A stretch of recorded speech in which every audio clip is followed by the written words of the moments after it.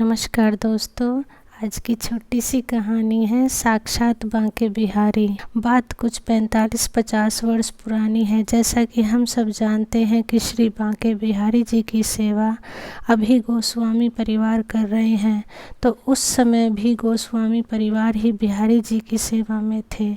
एक दिन अपने पिता के साथ सेवा में लगे लगभग 5 वर्ष के गोस्वामी बालक के मन में आया कि हम जो बिहारी जी को भोग अर्पण करते हैं वो ये खाते भी हैं। तो जिज्ञासावश जब नहीं रहा गया तो उस बालक ने अपने पिताजी की बगलबंदी का एक छोर पकड़कर पूछा, बाबा, बिहारी जी खाते भी हैं?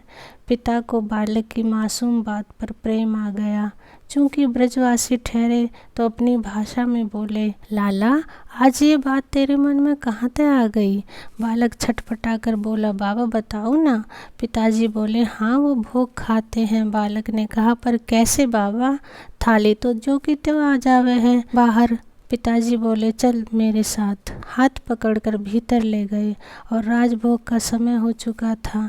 लगभग 10 बजे के आसपास बिहारी जी का दर्शन 20-25 मिनट के लिए राजभोग के लिए बंद होता है। तो अब नित्य की भांति हवेली से बिहारी जी का भोग आया और उन्हें धरकर सभी गोस्वामी जन वहाँ से हटकर दूसरे कक्ष में चले गए और राजभोग के पद गाए जाने लगे। लगभग 20 मिनट के बाद गोस्वामी जी अपने बेटे को लेकर बिहारी जी की ओर बढ़े।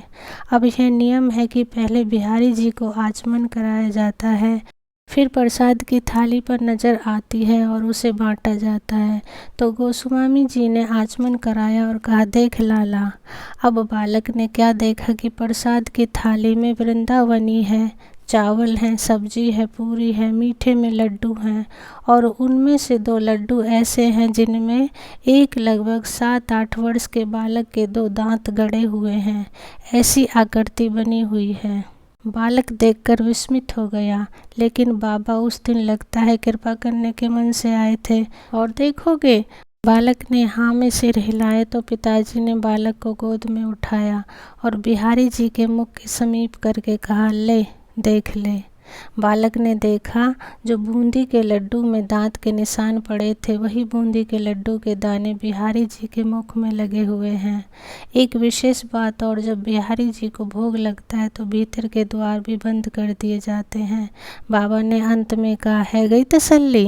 अर्थात बिहारी जी साक्षात हैं और आज भी नित्य प्रति भोग लगाते हैं। दोस्तों, यह कहानी कोई कपोल कल्पित घटना नहीं है।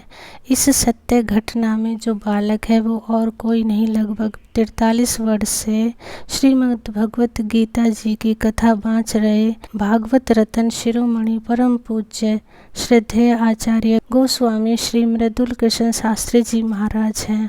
और वो पिता कोई साधारण पिता नहीं, वो हैं नित्य निकुंज निवासी वृंदावन तिलक काव्य तीर्थ व्याकरण आचार्य श्रद्धेय गोस्वामी श्री मूल बिहारी शास्त्री जी महाराज, जिनके बारे में कथा श्रोताओं का कहना था कि महाराज श्री जब आप कथा करते हैं तो ऐसा लगता है मानो श्याम सुंदर मंद मंद स्वर में बंसी बजा रहे हों। कहने का अभिप्राय है सारा खेल भावनाओं का है।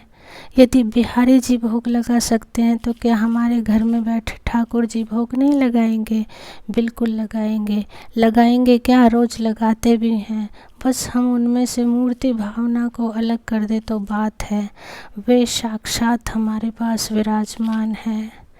दोस्तों, कहानी अच्छी लगी हो तो प्लीज़ लाइक, शेयर और सब्सक्राइब करें। Thank you.